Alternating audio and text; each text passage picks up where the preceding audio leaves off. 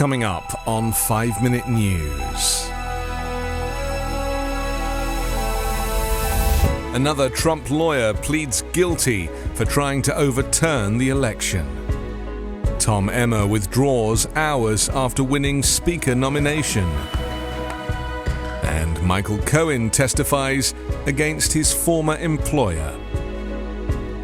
It's Wednesday, October 25. I'm Anthony Davis. Attorney and prominent conservative media figure Jenna Ellis pleaded guilty yesterday to a felony charge over efforts to overturn Donald Trump's 2020 election loss in Georgia, tearfully telling the judge she looks back on that time with deep remorse. Ellis, the fourth defendant in the case to enter into a plea deal with prosecutors, was a vocal part of Trump's re-election campaign in the last presidential cycle and was charged alongside the Republican former president and 17 others with violating the state's anti-racketeering law. Ellis pleaded guilty to one felony count of aiding and abetting false statements and writings. She'd been facing charges of violating Georgia's Racketeer Influenced and Corrupt Organizations Act, known as RICO, and soliciting the violation of oath by a public officer, both felonies.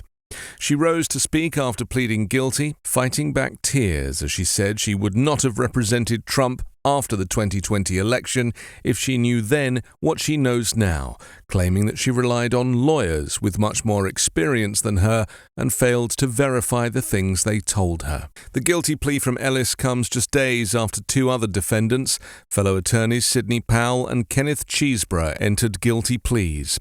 That means three high-profile people responsible for pushing baseless legal challenges to Democrat Joe Biden's election victory have agreed to accept responsibility for their roles rather than take their chances before a jury. The early pleas and the favorable punishment, probation rather than prison, could foreshadow similar outcomes for additional defendants who may see an admission of guilt and cooperation as their best hope for leniency. Even so, their value as witnesses against Trump, given that their direct participation in unfounded schemes, will no doubt expose them to attacks on their credibility and bruising cross-examinations should they testify.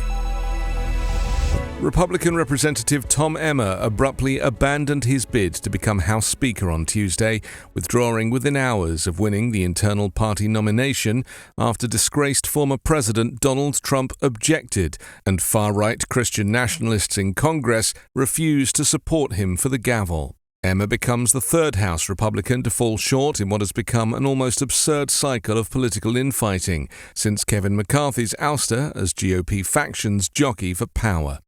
Refusing to unify, far-right members won't accept a more traditional speaker, and more moderate members don't want a hardliner. Emmer briskly left the building where he'd been meeting privately with Republicans, but returned later to offices at the Capitol. He said Trump's opposition did not affect his decision to bow out. Trump, speaking as he left the courtroom in New York, where he faces business fraud charges, said his unendorsement must have had an impact on Emmer's bid. He wasn't MAGA, said Trump. House Republicans returned behind closed doors, where they spent much of their time desperately searching for a leader who can unite the factions, reopen the House, and get the U.S. Congress working again. Some Democrats had eyed Emmer, who had voted to certify the 2020 election results, as a potential partner in governing the House, but Trump allies, including the influential hard-right instigator Steve Bannon, had been critical of Emmer. Some point to his support of a same-sex marriage initiative and perceived criticisms of the former president. Trump's former lawyer and fixer Michael Cohen testified on Tuesday that he manipulated the values of the former U.S. president's real estate properties to match whatever number Mr. Trump told us. Testifying as a key witness in New York Attorney General Letitia James's civil fraud case against Trump, Cohen said Trump tasked him and other former Trump Organization executives with doctoring financial statements to boost the value of the company's holdings and secure better real estate premiums. He would say, "I'm actually not worth $4.5 billion, I'm really worth more like $6 billion, Cohen said, adding that Trump arrived at the valuations of his assets arbitrarily. Tuesday's testimony marked a highly anticipated reunion of the allies turned bitter foes. Trump initially leaned back in his chair with his arms folded and stared intently at Cohen as he testified, but spent most of the day hunched over the defendant's table, occasionally watching Cohen and speaking to his lawyers. Cohen is expected to return to the witness stand on Wednesday for cross-examination by Trump's lawyers. Trump told reporters after exiting the courtroom that he would return today as well. Trump Organization Chief Financial Officer Alan Weisselberg would mark up line items by hand using red ink in Trump's financial statements after the former president told them the numbers were too low. The testimony came during the fourth week of a trial in New York State Court in Manhattan, stemming from a lawsuit that James brought against Trump and his family company last September. The suit, which could break up the Trump's business empire, alleges Trump inflated the value of his properties. Cohen, who once said he would take a bullet for Trump, turned on his one-time boss in 2018 when he pleaded guilty to a campaign finance violation and lying to Congress about Trump's business dealings in Russia. Cohen began a 3-year prison sentence in 2019 but was released to home confinement the following year during the coronavirus pandemic. 5-Minute News is an Evergreen podcast covering politics, inequality, health and climate, delivering independent, unbiased and essential world news daily.